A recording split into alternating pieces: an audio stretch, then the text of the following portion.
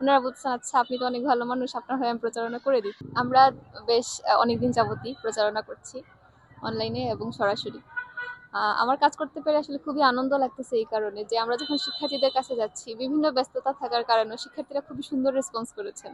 এবং আমরা এটাও দেখেছি যে স্বতঃস্ফূর্তভাবে হয়তোবা আমরা কাউকে বলি নাই যে আমাদের হয়ে প্রচারণা করে দেন। ওনারা বলতেছেন, আচ্ছা আপনি তো অনেক ভালো মানুষ, আপনার হয়ে আমি প্রচারণা করে দিচ্ছি। এরকম ভালো ভালো ফিডব্যাকও আমি পেয়েছি, আলহামদুলিল্লাহ। এটা হচ্ছে আমাদের রেসপন্সের জায়গাটা। আর যদি জয়ের ব্যাপারে বলি, আমরা নির্বাচন করছি এইটা ভেবেই যে আমরা ইতিমধ্যে ব্যক্তিগত জায়গা থেকে, সাংগঠনিক জায়গা থেকে সবাই চেষ্টা করেছি এবং নির্বাচিত হলে এই চেষ্টাগুলোকে আরো সুন্দরভাবে কাজে লাগাতে পারবো। এবং আমার মনে হয় শিক্ষার্থীরাও এটা জানেন। বিগত ছাত্র সংসদগুলোতে এটা দেখেছেন এবং নারীদেরকে উপযুক্তভাবে ভোট দিয়ে বিজয়ী করেছেন, এবং আমরা আশা করছি যে সাকসু নির্বাচন যদি সুষ্ঠুভাবে হয় তাহলে এখানে আমরা একটা সুন্দর ফলাফল দেখতে পাবো ইনশাআল্লাহ। আমরা বাংলাদেশ ইসলামী ছাত্র সংস্থার পক্ষ থেকে আহ, বিভিন্ন সময়ে নারীদের কল্যাণের জন্য ক্যাম্পাসে নারীদের বিভিন্ন সমস্যা সমাধানের জন্য বিভিন্ন কার্যক্রম করেছি। তো আমরা যেমন রিসেন্টলি আমরা ফ্রি মেডিকেল ক্যাম্প করা হয়েছে, সেখানে আমরা বিভিন্ন স্পেশালিস্ট ডাক্তারদের নিয়ে এসেছি।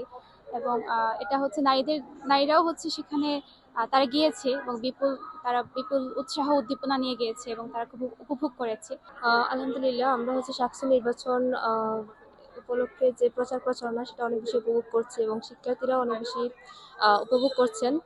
আর বিশেষ করে নারী শিক্ষার্থীদের ক্ষেত্রে আমরা দেখতে পাচ্ছি যে বোনেরা হচ্ছে আমাদের কে বিভিন্ন সময় বিভিন্ন পরামর্শগুলো দিচ্ছেন এবং আমাদেরকে বিভিন্ন প্রশ্ন করছেন, আমাদের ইশতেহারগুলো জানতে চাচ্ছেন, আমাদের অঙ্গীকারগুলো জানতে চাচ্ছেন।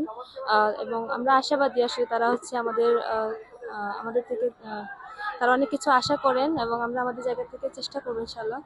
আর যেটা হয়েছে যে বিগত সময়গুলো থেকেই হচ্ছে আমি আমার জায়গা থেকে চেষ্টা করেছি নারী শিক্ষার্থীদের বিভিন্ন দাবি দেওয়াগুলো নিয়ে হচ্ছে প্রশাসনের সাথে ডিল করার।